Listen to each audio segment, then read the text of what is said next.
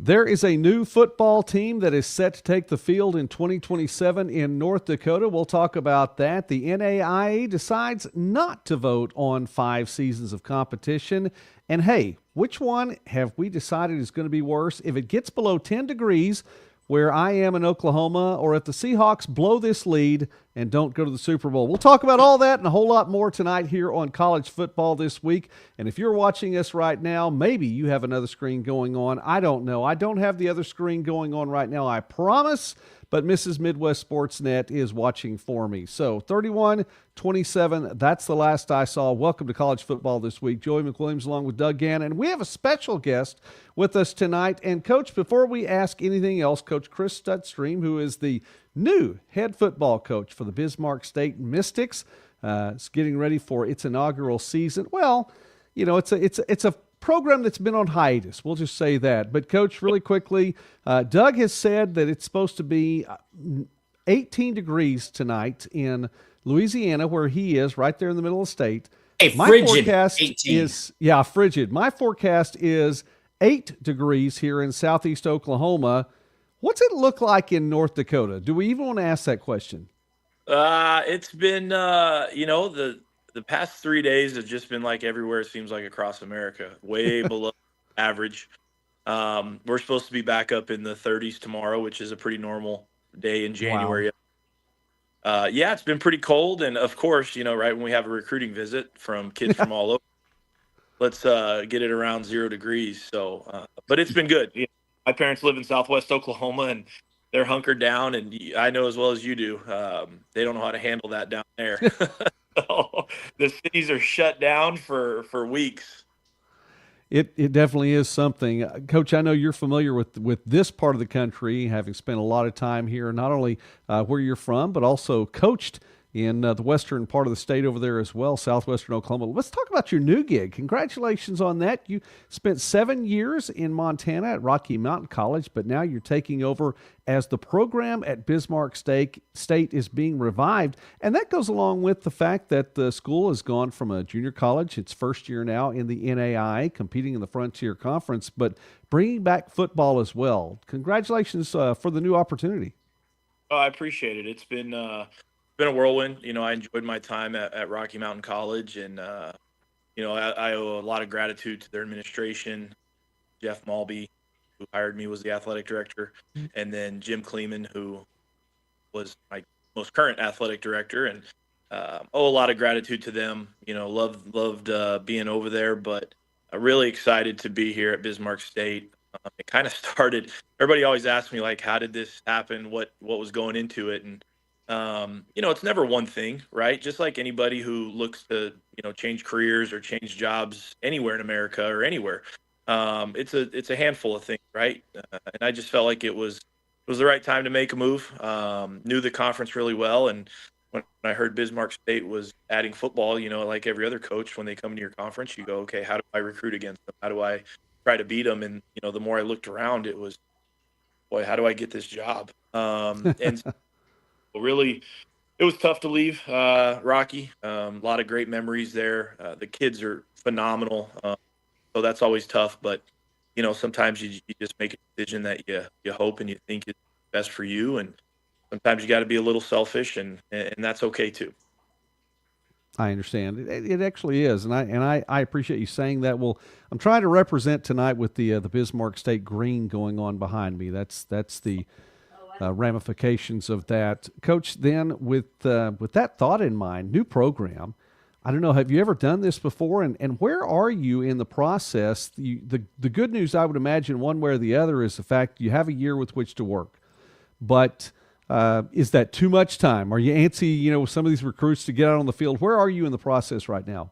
I took the job, I think it was like December 18th, and was here for a couple of days, just, doing all the stuff you got to do, right? It's different going from a private school to a state school, with, how they do onboarding and the hiring and getting keys, how to get a recruiting car. And I mean, just everything. Right. And so I had about a 4.5 hour meeting with our, BSN Adidas rep, and you go from ordering, usually it's like, all right, we need, 10 more shoulder pads or a couple more helmets or, just refurbishing things. I'm sitting there going, we don't have anything, and so it's been a whirlwind. It's been fun. I've always told people, I took this job that you can do two things. You can buy a house and, kind of change, okay, I can make this work, or I can try to change this over time. And, here I'm part of building that. So we get to build the foundation first.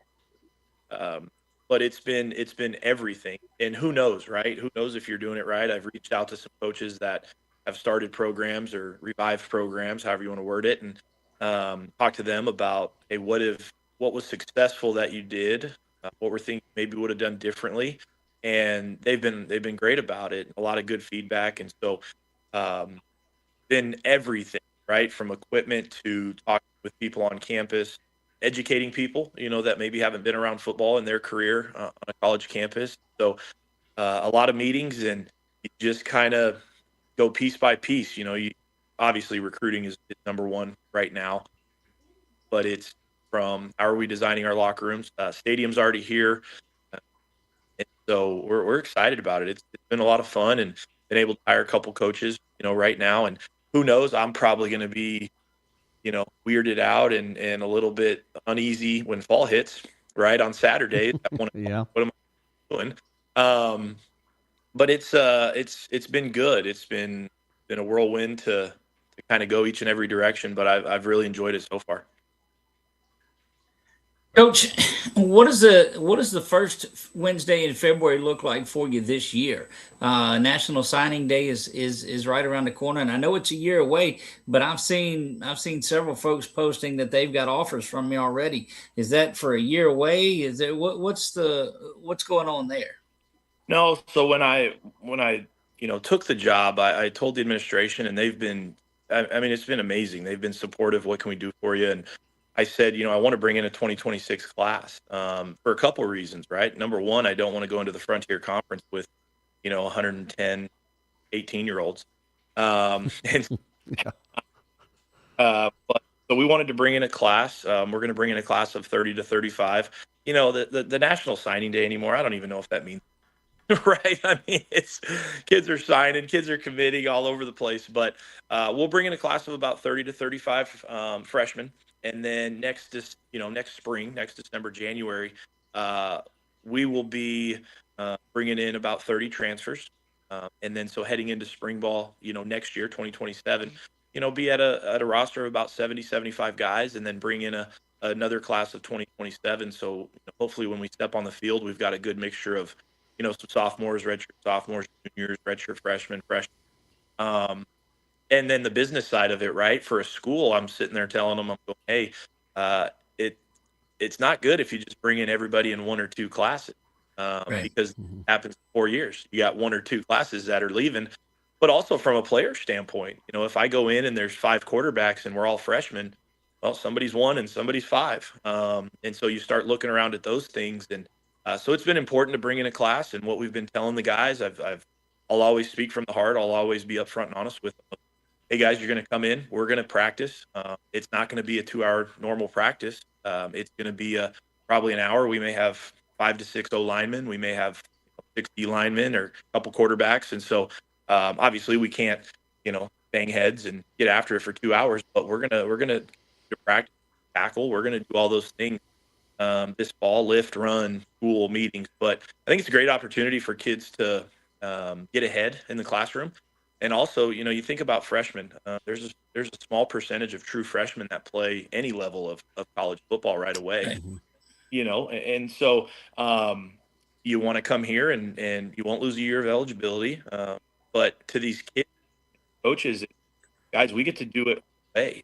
And whether it's good or bad, 25 years down the road, they're going to say that was the worst decision ever, or or look at the legacy you leave. And so I think kids are seeing that. There's some kids that obviously want to go and compete right away, but um, we've got a great class so far. We've got 13 commits as we kind of go through this, and we'll have another, 8, 9 guys this weekend, and uh, just really bringing families on campus, trying to show them our vision, how we're going to do things. And I think that's just such an interesting point because it does. Nobody looks 4 years down the road from an outside perspective, and you come up and graduate 35 guys in 4 years from now, and that's the ultimate goal is to get them graduated and get them out. But you lose 30, 35 seniors, you're exactly back where you were today in this having to replace the bulk of your class. Yeah. Yeah. So our plan is to, try to get to that. Obviously, we're going to carry a roster of about great normal size college roster. And so, these first couple of years will be a little bit bigger classes. We know that, but to have the opportunity to, after maybe two classes to then, all right, 20, 25 guys, things like that. So I think this will be a good process for us. But like I said, we'll figure it out in a couple of years, right? Well, Coach, it's looking forward to following that because we've seen programs that start up that are very successful too, and we know the background you come from, and certainly you bring the skill set of coming from Lawton, Oklahoma. So that's another big thing for us that you've got going on. Oh yeah, you can pull a kid out of the shady 580 is like what we like to call it, but it's not leaving me. I'm still a Southwestern Oklahoma guy. Talk about it all the time, but there's some tough people up here and good people, and so the excitement is booming. We've just got to keep that excitement going for the next year and a half, and town's been supportive, city and the school. I mean, it's been fun. I used the new guy card a little bit of, I didn't know I couldn't do that or I could do that. So, but it's been good. I'm very proud to be from Lawton, Oklahoma and Southwest Oklahoma. And, my parents are still there. One of my brothers is still there. So it's still to me. Well, Coach, I bring that up because I was born there in Lawton. So in the research, yep, there you go. Yep, absolutely. Love that. Hey, listen, that 405 business, that's just right there in the middle of the state. That shady 580 makes its way over to this part of the state, too. There's a lot of 580 in Oklahoma. And for those who are a part of the community as well, some of you all have my number, and that's a 580 number, too. So that shady 580, I hear that occasionally on campus here at Southeastern. Coach, you mentioned something, too. And shout out, by the way, to everyone who's in the community tonight and part of the chat. I want to acknowledge that a little bit later. But and Robert says he's another Oklahoma guy. So you've got. I think you may be building up support here from college football this week, Coach. Building up your own community as well. But what I wanted to ask you was that you mentioned having a stadium already. Now, is that the one? Is that the one that would you be sharing that with Mary? And then possibly high school games along the way. What was the facility look like, and how close to campus is it? It's on campus. It is the MDU Resources Community Bowl, and so University of Mary did play there. They're building their own stadium on campus.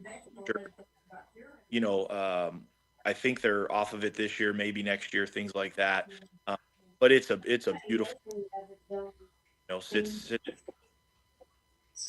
200 yards from my office.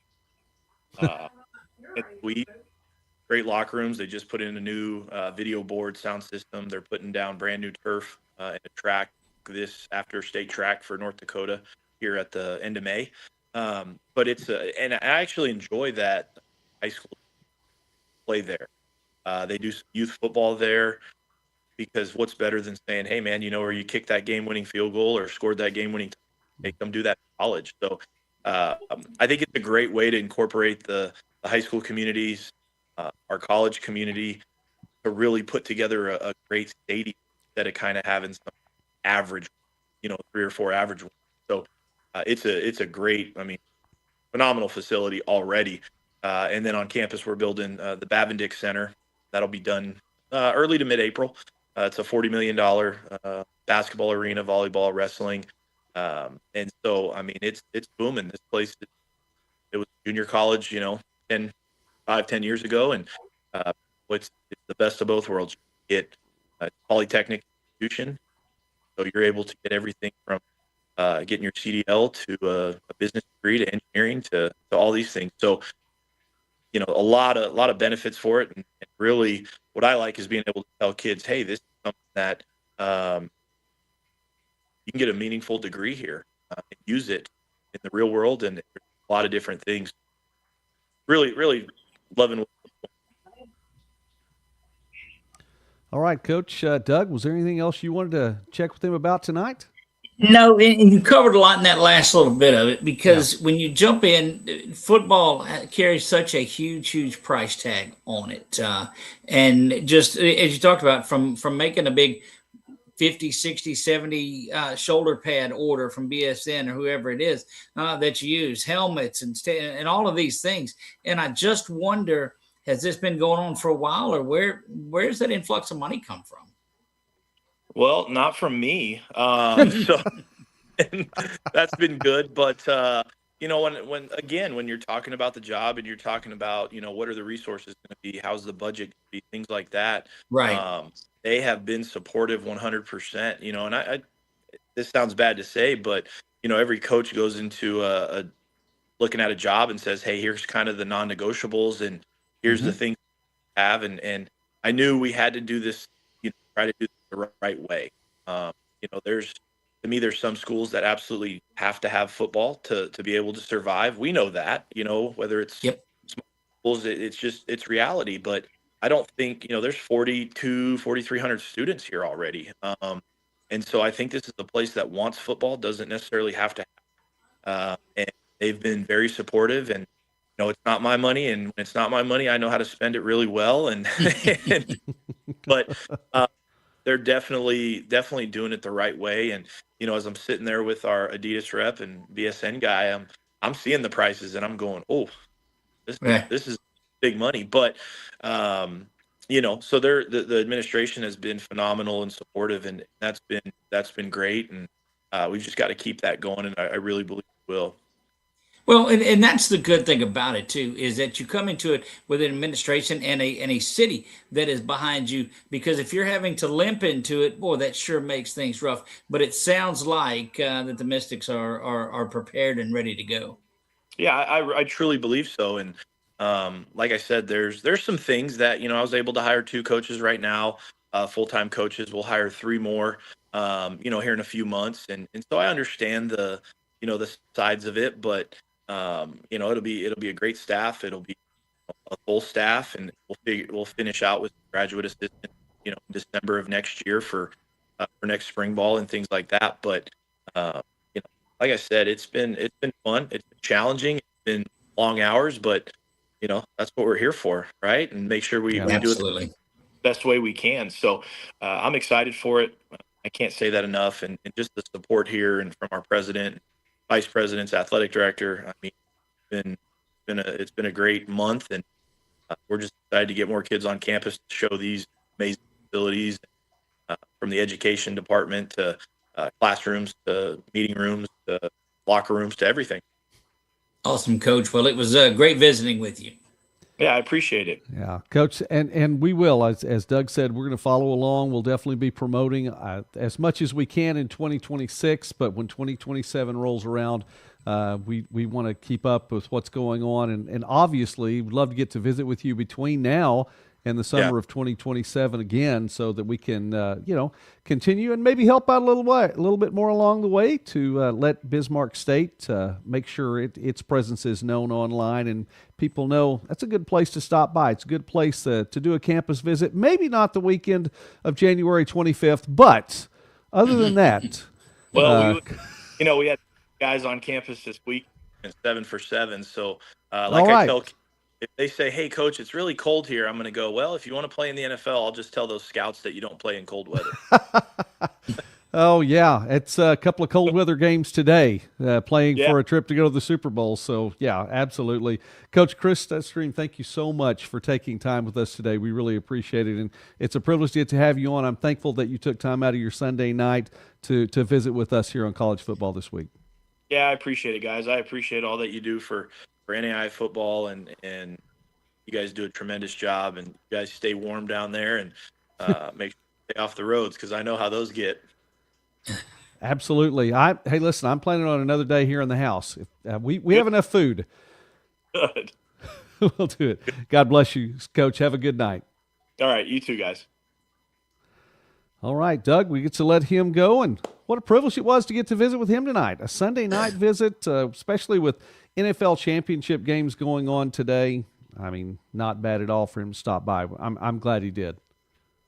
No, he just, and every coach that we talk to, and that's what gets lost for folks that don't know the NAIA. And I sound like a broken record for saying this. I know, because I talk about it a lot on college football this week. But dadgummit, it's a great family atmosphere all over the NAIA. When you get past all of the nonsense of those things that are out there, man, it's just a great league that's got great football. And you know what? You have an opportunity to get a great education at every one of these schools, and that gets lost in a lot of this.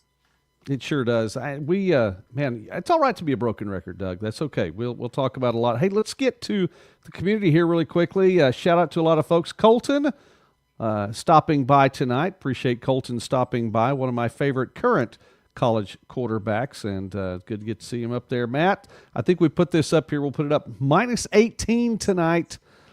Wow, a couple hours southeast of Bismarck, but shout out, welcome to North Dakota. So Matt giving the welcome there. And Robert's watching us on a plane.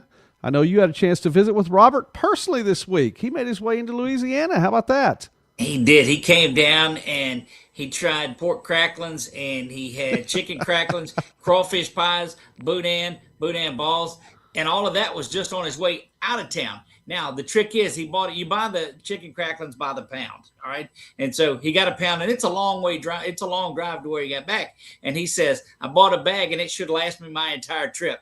No, it won't. It won't. And it didn't.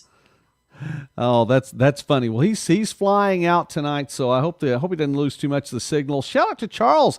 It's good to see you, Charles, here in the chat tonight, who was struggled through that 87-degree weather there in Orlando. Well, okay. But got some good fishing in, though. 87, if you combine the temperatures where I am and where Doug is and multiply it by 2, I don't think you're getting, you might get 87. Okay, the one, it's going to be close, maybe. But I still don't know. Robert did say, yeah, they were too good. So they didn't make it past the state line there. All right. And, of course, Robert's an Oklahoma guide. And let's see, Charles sitting on a plane. So we've got some airline communication going on over there too. But Charles did mention, I like this, actually lived in Grand Forks, North Dakota for 7 years as a kid with his dad in the Air Force. So Charles, you recognize that cold weather up there. I've not yet been to that part of the country, but someday we'll make it up there. I have been to New York a time or two, but I'm pretty sure that Midwest winter is a little bit different than the New York winter. I'm just guessing. I don't know that for sure. I'll share a quick New York story with you, and it happened my wife's birthday. I try to take her somewhere different for her birthday, and that's why this weekend we're going over to where we're going. But we went up to New York one year. That was when the Super Bowl was there, where the Giants played. And we're walking, and she gets the Starbucks, and I never do, but I wanted hot chocolate because it was cold. So we come out of the building with it, and I take a drink, walking through past another building. By the time I went to take another drink, my beard and mustache were crunching because they were frozen. Get me back down to the bayou, and I'll be just fine. I do. I understand that. I understand that entirely. You know, I was born almost as far south as Texas as you can be, and this is where Mrs. Midwest Sportsnet makes fun of me for saying I was born in Corpus Christi, but I was. Been in Oklahoma now in 2026, 50 years, and I can handle the heat. But man, some of that cold, I don't know.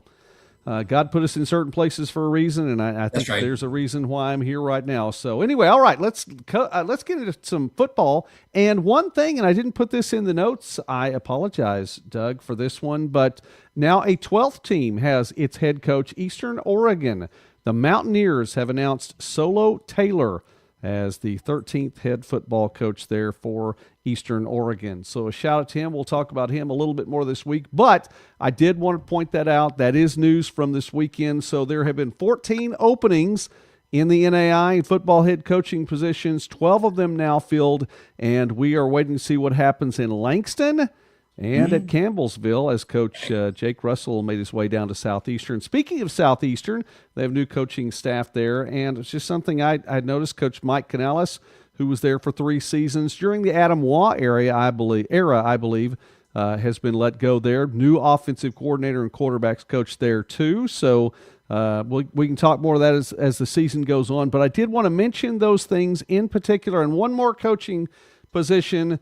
And Doug, we visited about this just a little bit later, or a little bit earlier today. Joshua Shoemaker, former head coach at Concordia in Michigan, the Ann Arbor version of Concordia. Well, that program shut down after the 2024 season. A successful tenure there for Coach Shoemaker. He has taken the head coaching position at another Concordia St. Paul in Division III. Last year, he spent a season on the staff at Saginaw State. That's a D2 program in the GLIAC.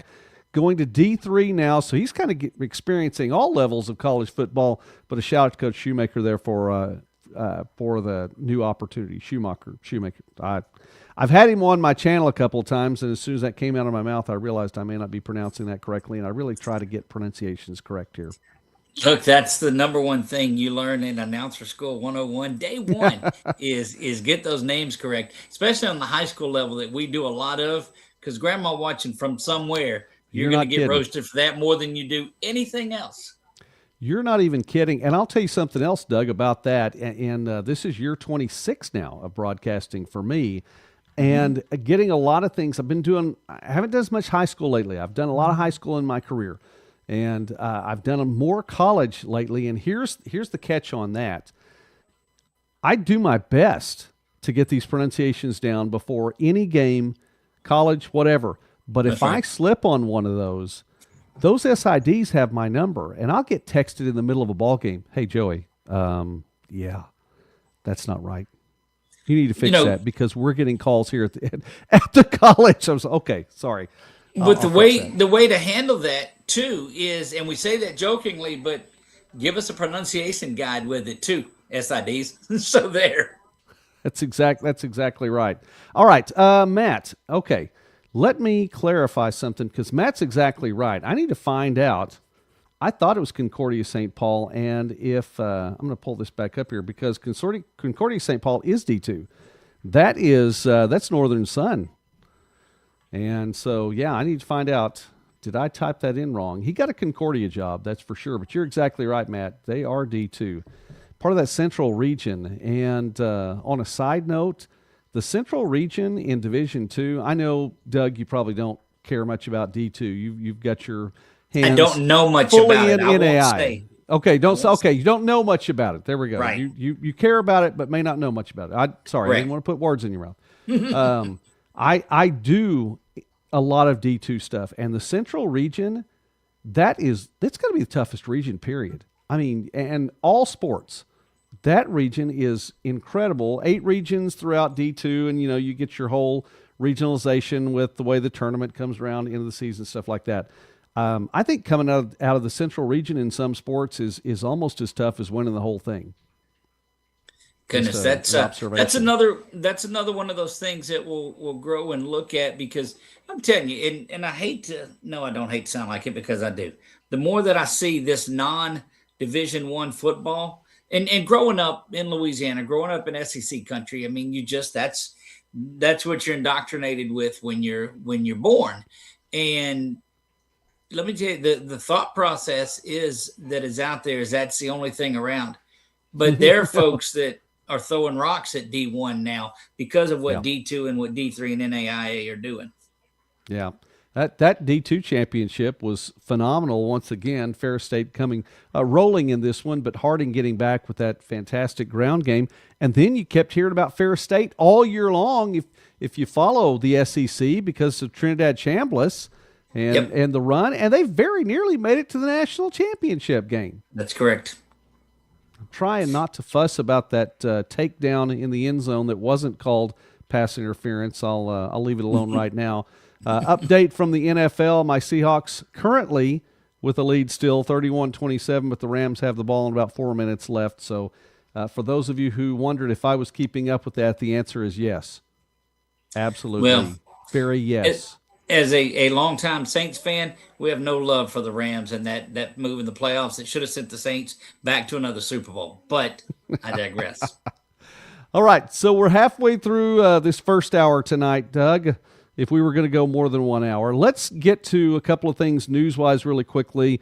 Bouncing through, the Frontier Conference has its schedule out, and so there are some non-divisional games and then the divisional games in the Frontier Conference. Did want to mention that. We can get some graphics up a little bit later, but let's get to the news part here. The NAIA is not going to vote in April about 5 seasons of eligibility. So to set the stage here, Division II looked like that they were going to be the front runners on this whole conversation about 5 years of eligibility. And there was a big deal back in September, actually even back into the summer a little before that, but September for sure. And they said, hey, listen, this has made it through committee and we're going to send it to the convention in January and we're going to vote about having 5 seasons of eligibility. Now, this will pretty much take away from the need for a red shirt then. You have 5 years. Bam.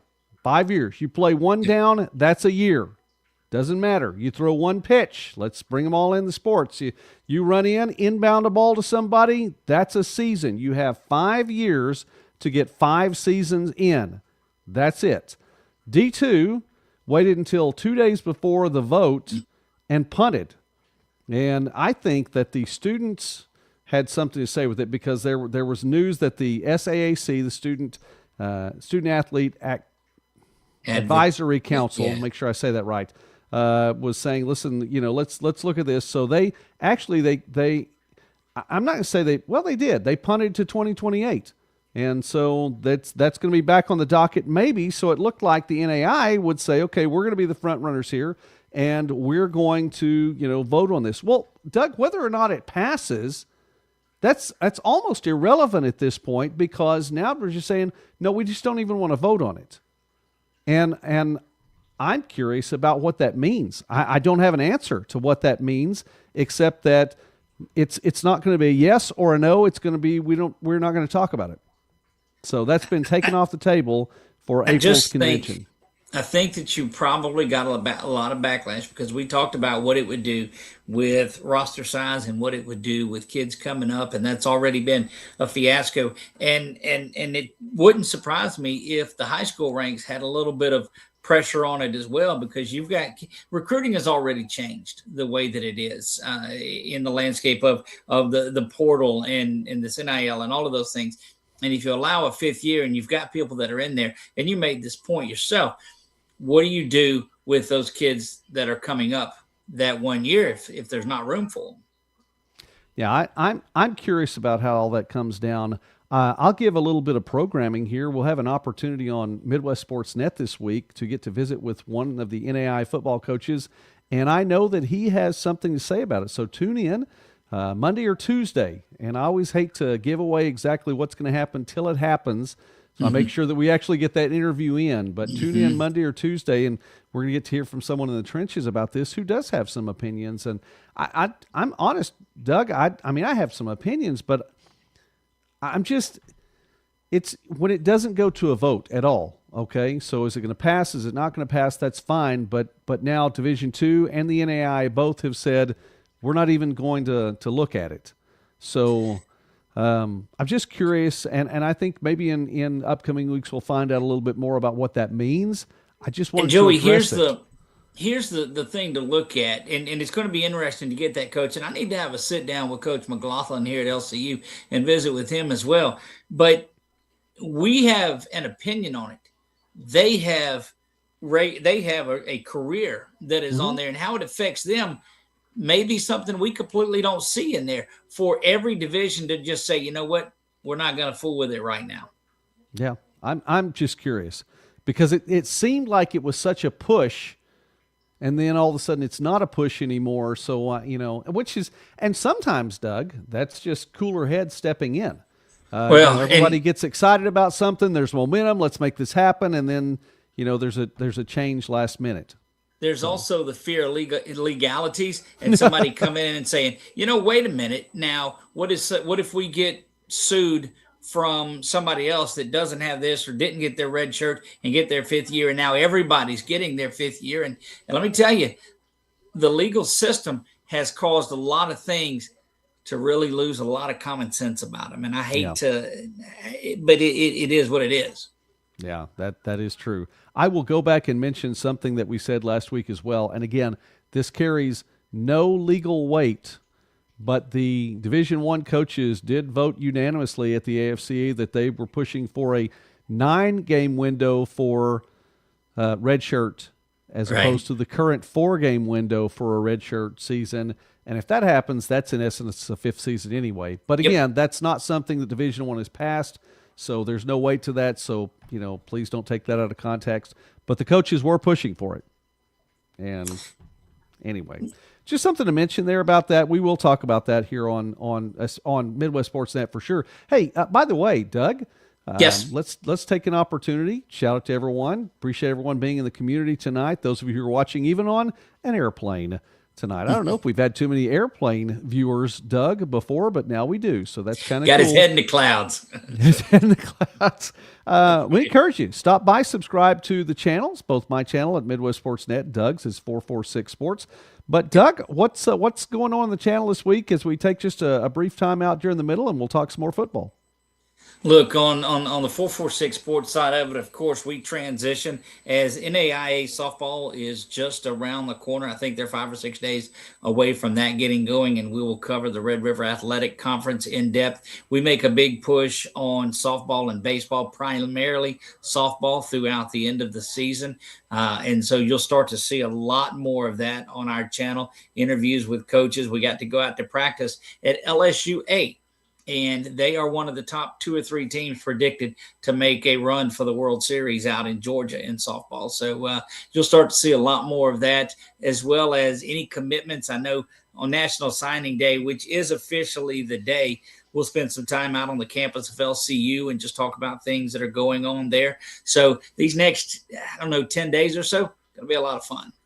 All right. We want to keep up with that on Doug's channel. And I mentioned as well, at least one coach on this week, and that's going to be tomorrow or Tuesday. And fortunately, I don't think that the inclement weather is going to keep us from getting that interview in. So we'll talk more about the NAIA and the 5 seasons of eligibility, as well as that coach's program. That'll be right here on Midwest Sportsnet. All right. Doug, let's talk then about a couple more things here, both of them involving NAIA football, and there is a familiar face that will be back in Kentucky, and that is Darius Neal. So this has been an interesting thing, Doug. Darius Neal, who was injured in a playoff game in 2024, and I don't know that he was all the way maybe back 100%, and wanted to step out of the program there, put himself into the transfer market right after the summer break at the start of the 2025 season. I think after 1 week was in the books, and then we got some bugs here in the studio, and then he's made his way back to Georgetown. So I don't know if the grass may or may not have been greener on the other side there. Let me pull up from Twitter, and this is where we see this. Let me find here. Okay. Darius Neal on Twitter. This is what we're looking at here. Wasn't certain, and so he posted this back in September 9th of 2025. There you see it right there.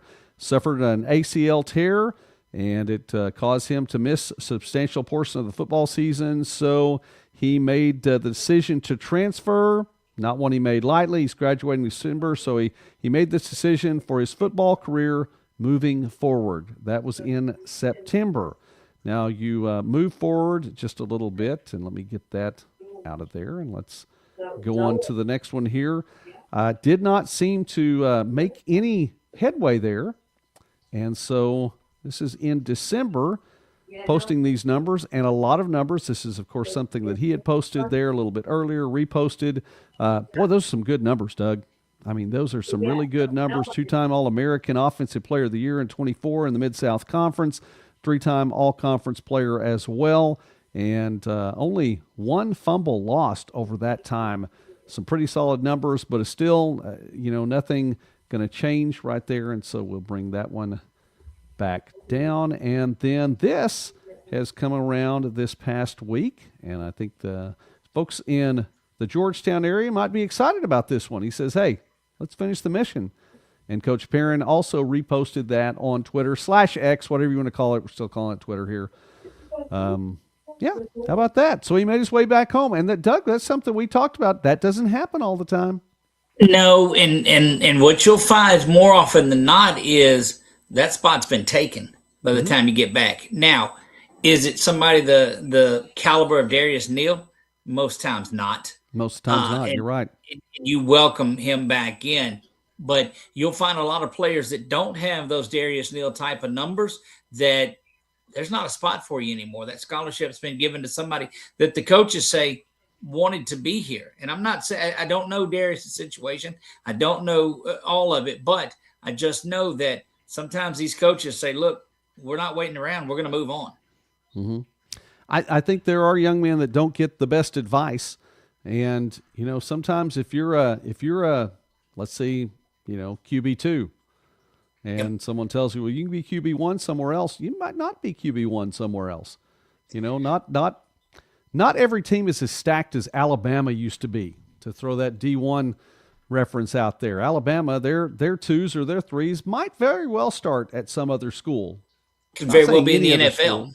Yeah. I mean, and that's the case, but not every school has that kind of depth. So, but congratulations to Darius Neal, though, in being able to get that spot back. And so he's going to be, I'm guessing, a part of the 2026 edition of the Georgetown Tigers. Look, what I don't want to get lost in any of this, and I'll look right into the camera and say this, is that I, from day one, want what's 100% best for that player. Is that affecting what's 100% best for the team? Most of the times it is. But these young student athletes, I just think it all came on them so quick with this NIL and with this transfer portal. And to be an agent, to talk to somebody, you know what you have to do? You just have to list the word agent on your profile, and you can do that. So you don't have to have any sort of certification whatsoever. So I could go be an agent, and I couldn't tell you the right thing to do in your situation at all. But you've got somebody that thinks they're going to get a percentage. So if you go talk to 100 people and get them to transfer, and 10 of them sign these deals and get some NIL money, and these guys are getting paid off of it, that's what needs to be looked at. Yeah. You're exactly right. There are, Doug, and at this age, I was talking about this with one of my classes the other day and talking about my resume is a little bit longer. Well, it's a lot longer than my dad's used to be because he held one job, the same place. He was consistent for 45 years. That's not the way it is in 2026. And my resume is a little longer than I thought it would be, I guess, when I was a younger kid. But I would say this, for so many of those positions, I have to prove that I've done something as opposed to just put agent in my bio. That's right. I'm going to put professor in mine and see if I can get a job on campus. See how that works. I'm telling you. Oh, man. I'm telling you what. George O'Leary, it didn't work very well for him up at Notre Dame. Just throwing that out there. You're old enough to remember that reference. If you're old enough to remember that, that's correct. It did not work out well for him, even though he had an Irish-sounding name. All right. Doug, Charles here's is another spot on. Charles' comment is spot on. Yes, I agree. If you see that one pop up, that's correct. Let's see that. Here we go. There you go. You have to be certified in the NFL to be an agent, and it takes a long process. Should be like that in college football. I agree, Charles. I absolutely agree. I think a lot of what we see happening would not be happening if that were the case. I absolutely do. So, anyway, let me drop a Division I name out there for you, Doug. Okay. Josh Pate. If you ever watch Josh Pate college football, which I do, and I'll be the poster child for promoting people to go to Josh Pate's site because I really enjoy his Division I football coverage. Well, he had something on his show about how this past week or so about changing college football and, what it would take to make a difference. Now, he's talking Division I. So I want to start this next segment, Doug, by saying this. And I don't want to speak for you very often. I told you in advance what I was going to say. So I'm going to speak a little bit for Doug here, and then I'll not put words in his mouth, and hopefully they're good words. When I say what I'm about to say, I want it to be known that I am not employed or paid by the NAIA in any way. The NAIA has not contracted me to represent it in any way, shape, or form, and I'm pretty sure over the years they probably would not want me to do that anyway, but I don't want to speak for them. But I am not paid by representing the NAIA, And the NAI, for the most part, to this point in time, has never asked my opinion. That may change someday, but to this point has never asked my opinion. I just want to say that before I say this, Doug, okay? So no ties. Man, the NAI is doing a lot right when it comes to college football. Absolutely. I thoroughly enjoy the fact that there's so much that's going on, that this needs to be changed, that this needs to be changed, and this playoff number is not good, and then we added this person, and the committee did that, and Notre Dame this, which is given a guaranteed spot now, and Alabama, which hasn't been said officially, they have a guaranteed spot, but we all know they do. So, you've got all this going on, and week 0 should be turned into week 1, which, by the way, we've already told you what week 0 was. We've already had that discussion. That's I can right. put a link in the description so you can go back and see what actually week 0 is, which, by the way, Doug, this year there will be a week 0 in the NAI. Last year there wasn't one. This year there will be one. Just something to follow. But, Doug, man, I've got a couple of things that I'll mention now that I think could be a little bit different. But for the most part, NAI football is just, man, it's doing it right. The one thing that jumped out at me, and it was like drinking from a fire hose there to start over the last year of following this, is that they move around when the initial seedings come out. It's not a true bracket. It's not a bracket, yeah. They move it around based on regionality and based on money and based on common sense and how easy it is to go and do these games because they know the stress that's on there. And I said, wait a minute. They're thinking outside the box, and they could have been doing this for 100 years. I don't know that. But I think over the next 10, 20 years, you're going to see the separation come back up. And the NAIA is really opening a lot of heads because, Joey, like you said, like we talked about off the air several times, it looks like they sit around and use common sense for this stuff. Yeah, I think there's a lot of good, and I appreciate that. And when I sit down and look, I like a true bracket. That's me. I'm a numbers guy. I like a true bracket, and I wasn't in favor of it when I first started, watching. But then I realized, just like you're saying, there's some wisdom involved here. Obviously, financial decisions come into play. There's no question that is a part of it. There are some financial decisions come into play, but I think there's a lot of wisdom involved, and I appreciate that in looking at it. And Matt says, hey, Dr. Godding's one of those people that's a good leader, and he is. He is a good leader and a good guy, too. I've appreciated not only watching him, but having a chance now to visit with him personally more than once. I really, really appreciated him. Doug, if I had a chance to say a couple things differently, what would I say to make any changes? I think if there were an opportunity, and I realize with these conferences that are big, Frontier Conference next year is going to be 15 with Big Bismarck State. Hart Conference this year will be 15 with Mount Mercy. The KCAC is a solid 12. You've got Mid-States with a solid 12, although Siena Heights was leaving. St. Mary of the Woods is coming in. So you've got a solid 12 there. It's challenging with 11 games at a max to be able to play out-of-conference games. That's where I'm headed with all this. Yep. KCAC, if you're going to play everyone in the conference, you can't play an out-of-conference game. Frontier Conference, at least with divisional play, you could play a couple of out-of-conference games before you get into the divisions. But, man, some of these things, Hart Conference, it's tough to get those out-of-conference games in because of how many teams are there. I think if you could get a couple more out-of-conference games in so that by the time the committee has to deal with some of these things down near the end, it played out a little bit earlier in the season, and you can see, hey, this team did better other than just within the pool of play that they dealt with overall. Does that make sense? Well, and I'll tell you why that is a great idea, but let me preface this by saying that you see all the teams. You see the East and the West and the Frontier. Maybe I step on my own toes here. There may be some other reason for it. But both the East and the West champion gets an automatic bid into the playoffs. I think there ought to be a championship week between the two of them, and that champion gets the automatic bid. Now, does the other get the at-large? Perhaps so. But I think if you've got two divisions, you got that many teams, have a conference champion. Wouldn't that be a big draw? It would. I think it'd be a big draw. I think it would. Now that may take away from one thing, though, Doug. This is the only thing I like that. This is the only thing that I like about the way the NAIA has this that's a difference between Division One. Did you know next year, Doug, we're January 25th tonight. This is 2027. It'll be January 25th when the Division One national championship game is played. Are you kidding me? I mean, it's almost to Super Bowl numbers right there as to where they're playing this championship. At least the NAIA, just right after the regular season, bam, here's week one. Bam, here's week two. Bam, here's the quarterfinals.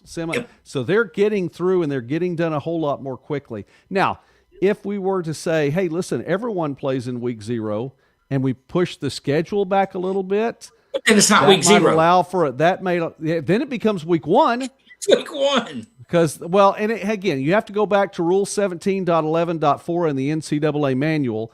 But if everybody plays there, then you push it back a week. Then, yeah, maybe you have a week for some conference championship games like that.Maybe in the KCAC, maybe in the Heart. So let me give you a look into a team that I cover on a weekly basis, the Wildcats here at LCU.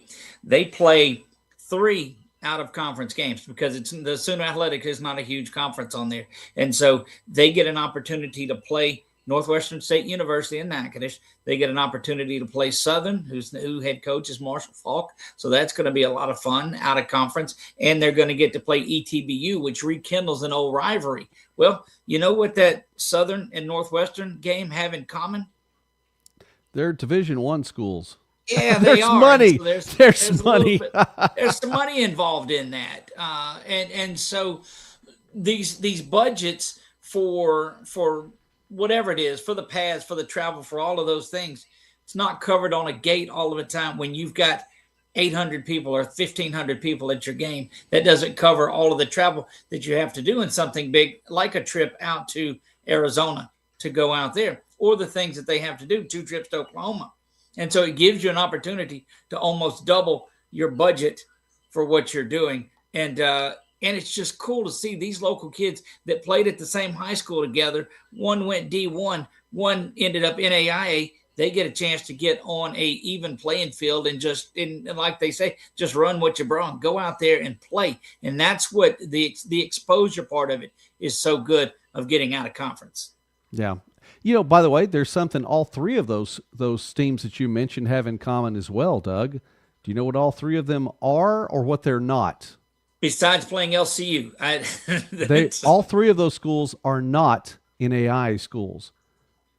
And again, that's to my point. If Louisiana Christian is going to play non-conference games, it's finding non-NAIA schools to play. Now, granted, all of them are close, so there's proximity thing there, and I get that. And with 2 of them, like you said too, you're That's helping that budget.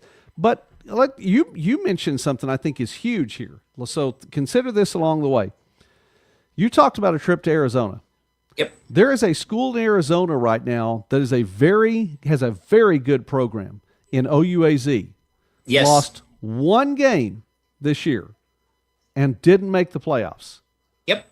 And that's because, and I say this with respect to the Sooner Athletic Conference, but the Sooner Athletic Conference as a whole may not be at the level of a Heart, may not be at the level of a Frontier, something like that. If OUAZ had a chance, and by the way, this is OUAZ team played 9 games. If OUAZ had a chance to play a couple of other schools, like if someone would go to Arizona, which that's not happening, but if someone goes to Arizona, the Benedictine Morningside matchup, that's so great. It is so sweet that they're playing that. But you take a school, someone else. I'm going to drop a name. It means nothing. I'm just grabbing a name out of nowhere, okay?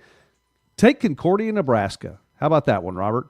You send the Bulldogs out to OUAZ. That's a very good Concordia team. It's a very good OUAZ team, and let them hit it off there in late August, early September. And now, if OUAZ gets a win, sorry, Robert, but if OUAZ did get a win, how big is that for their resume? That's right. That, if they go 9-1 now, yeah, but you know what? They played a very tough team out of conference too. It'd be tough to keep them out of the playoffs at that point.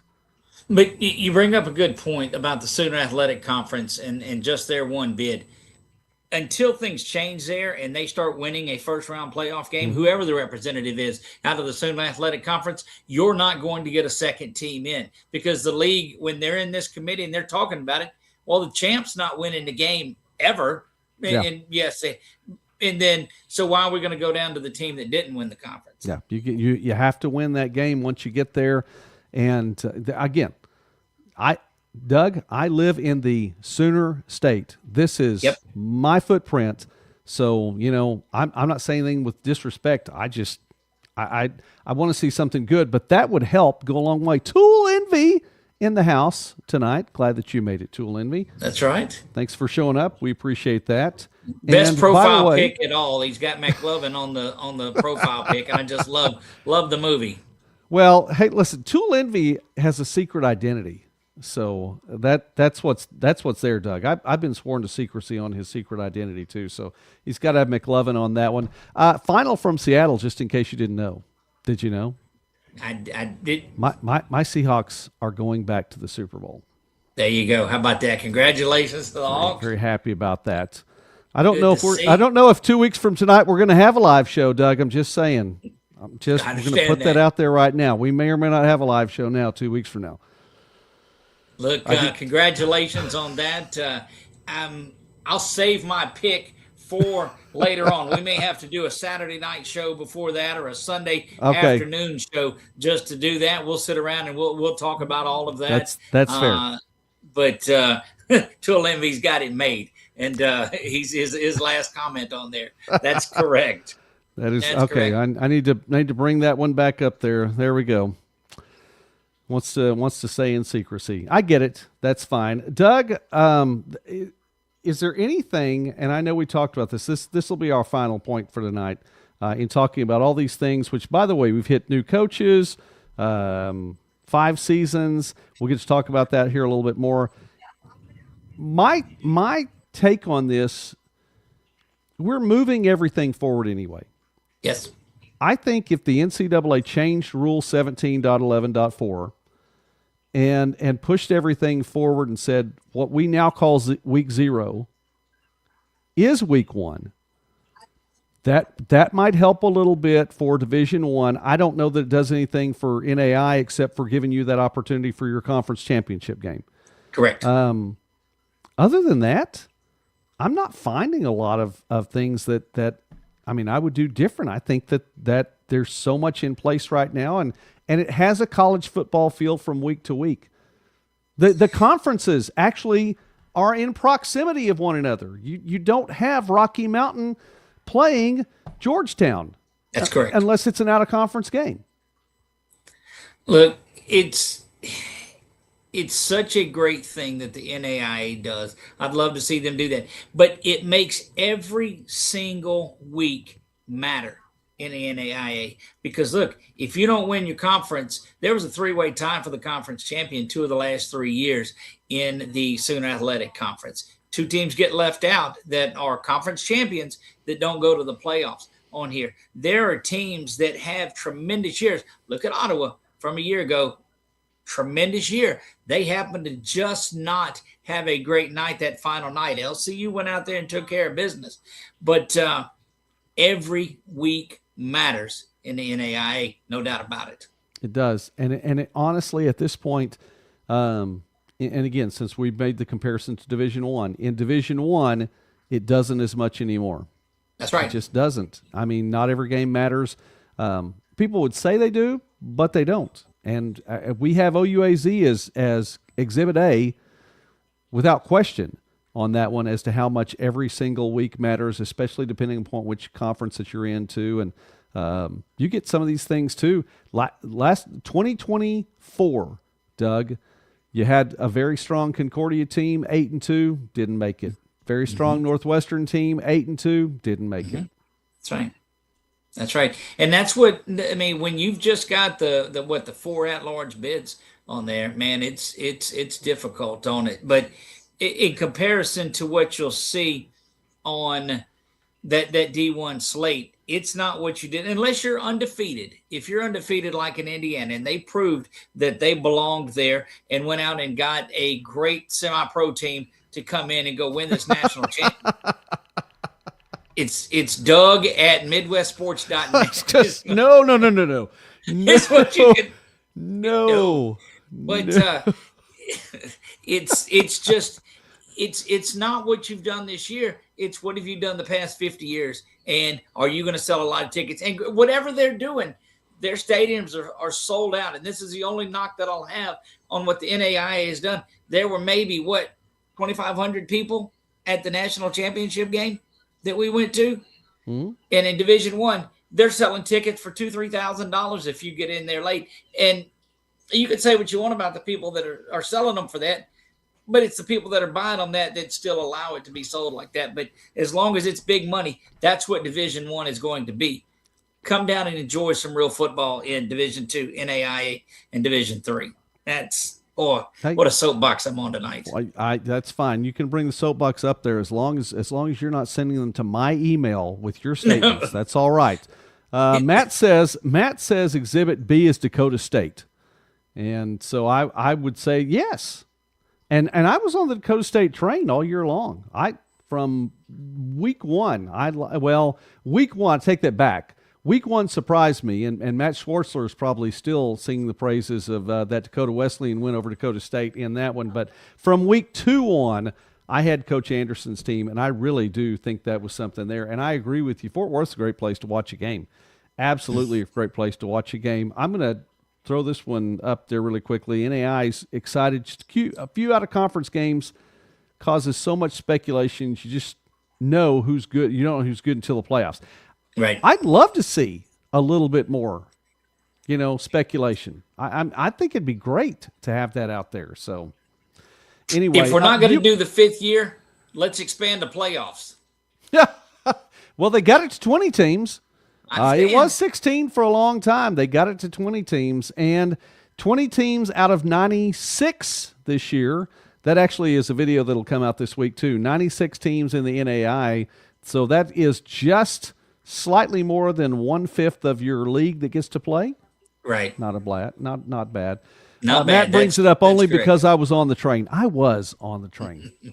I'll admit it. Let's see. I rode a few trains in 2025. Definitely rode the Friends train. Rode the Dakota State train. I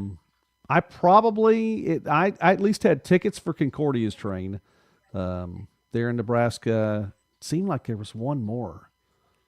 I don't know. I'd have to go back. I'm already looking ahead to 26, Doug. Look, that show that we do prior to the week 0, the one that we do in August prior to that Labor Day weekend, which is a true week 0. That's true week 0. Is going to be an exciting one because I'm going to tell you why it's not going to be Grandview and Kaiser next season. But you got to wait a long time for that. Now, Doug, I was just looking at, what some of these things are because I may ask the question midway through the summer, why can't Grandview three-peat? So you're already going to tell us that. I didn't say, but I didn't say or. I said and. So. Okay. All right. Tulinvi says 20's plenty, like the rhyming there. The favorites had to be over 90%. Yeah. Yeah, that's correct. That's true. I like 20. I think 20 is a good number. But I still, that still just gives us opportunity to talk about who's number 21 and who's number 22 in all that, because I think surely everyone has a statement about that. If it's so cut and dry that there's a hard, fast 20 that nobody has an argument, I don't know if that was really a good season or not. Maybe there need to be a little bit of argument in there.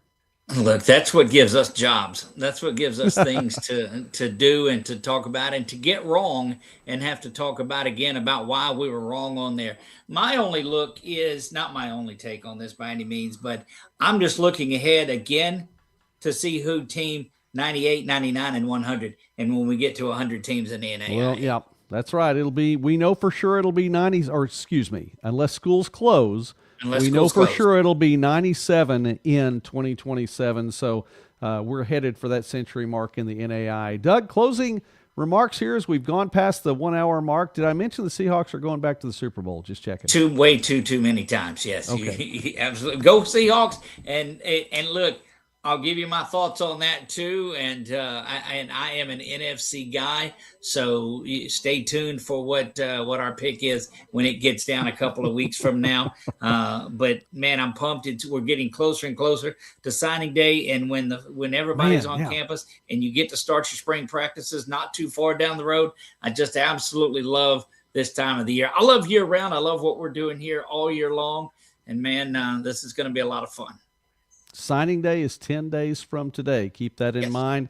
I know it doesn't have quite the same feel as it did at one point in time because of the transfer portal and the transfer market, but it's still a fun day, and I think it's an enjoyable time for college football fans everywhere. So, Doug, I'm so glad we got to have Coach Stutzreim on tonight. It was a privilege to get to visit with him again, and so props to him for his new opportunity. Shout out to him for having that gig, and we're going to follow Bismarck State as they are getting ready in 2027.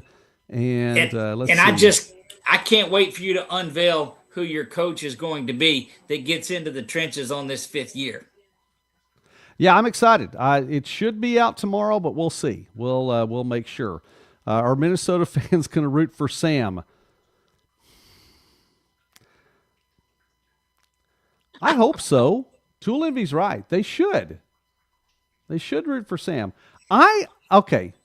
Cards on the table. I'm trying to close this out. But Matt, I just want you to know when the summer rolled around and it turned out that my Seahawks, whom I've cheered for more than 40 years, literally, Steve Largent fan back in the 80s, not making this up. I've lived through some crappy years, but some good years as well. And I looked and went, Sam Darnold? Really? Is that where we're going? I did not have faith in that one. And man, he's done what needs to be done. Seriously. He's gotten it done. So I think they should. You just got to find that fit. Tool Envy says they should, and then they should go cuss out their front office. That's all right. It worked. It worked for the Seahawks. All right. Next Sunday night, for sure, we know that Doug has a lot of content coming up on 446 Sports. I have some for sure this week. Doug has a whole lot of high school stuff, too. Yes. And it's going to be a lot of fun. So I encourage you to stop by the channel. Shout out to Matt. Shout out to Tool Envy. Shout out to Robert, if he's still watching right now. Charles, thank you for being a part of the broadcast tonight, and Colton as well as Coach Stutzreim. We appreciate all of you. God bless you all, Doug.